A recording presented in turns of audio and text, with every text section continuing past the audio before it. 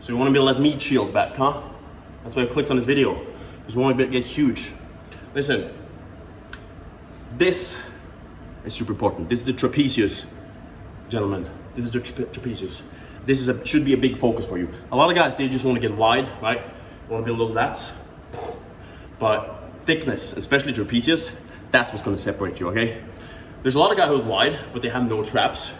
And what it looks like, it kind of look like a giraffe because you traps in here, and so you look at a big neck, you look like a giraffe. Also, you're gonna end up with a pencil neck. You don't want a pencil neck, right? The only people with a pencil neck is little boys and politicians, and you don't want either of those, right? So that's why we need to do heavy back work. Not just heavy though, but like really row your boat all the way to Gainesville. I like for this to do heavy stuff, all right? When it comes to rows, I just did the rows. People are so focused on form these days. You know who's focused on form? Like all the time, like super nerdy about form? Fucking losers, right? Skinny bitches. They have no muscle. You see them in the gym all the time. You know, no hate to beginners if you're a beginner, but if someone who's been in the gym for a while and you're still super nerdy about form all the fucking time, then you're missing out on serious gains. Because you see these, maybe they've lifted for even like a few months and they still like go like this. And they feel nothing.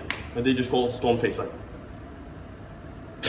It's kind of funny to look at. Hey, listen, if you just make a face and start going to muscular failure, get a little bit of cheating in there, that's gonna do much more for you, all right? There's form failure and there's muscular failure.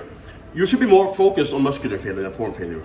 Because the only people that should be focused on form failure are like, when it comes to like athletes and optimization, and you don't need to optimize, you need to get some fucking work done. That's what you need to do, right? So when it comes to me doing rows, it's not like I'm a fucking cat, like I'm doing it like this, but if I start swaying a bit and using a bit of momentum, you guys can see this properly.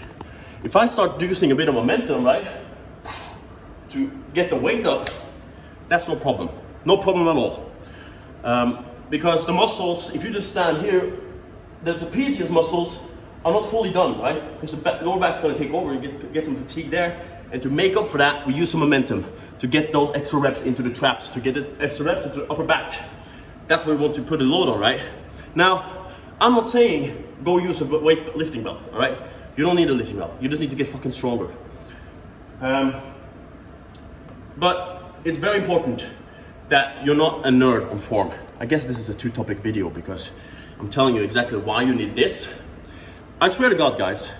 Yeah, and also I'm telling you not to focus too much on form. But I swear to God, guys, so most of the message I get, like from girls, like when I show my back videos on Instagram, they go like, oh my God, right? They start reacting to the stories and shit. Girls love the back, right? They want to see that meat shield, right? They just want to jump on it and grab it. I swear to God. So if there's any focus you should have, I know you can't look at it that well in the mirror, right? If you need to look at it, get a friend to take a picture for you, right? Or just stand like this and look at it. But people, they see it, right? And that's way more important, right? To look good for the ladies, or whatever you want to look good for, I don't care. But it's very important to have a strong back. It's gonna help you. It's not just, for looks and everything, right? But it's super important for like health. Being able to carry stuff without having to, you can just pick things up from the ground and just throw it around. Look, I'll show you. Look, you can pick up benches like this, huh? No problem. That's why you need a big back, because when you're in the gym and the old lady asks if you can help her move the bench, you can just pick it up. And she goes, holy shit, you could be like a superstar, a real life superhero. See, I can throw this at the camera if I wanted to. That's the power of it, right? And who doesn't want to look huge, right? Boom. The best exercises, right? The traps themselves are like made to, because the traps are super important.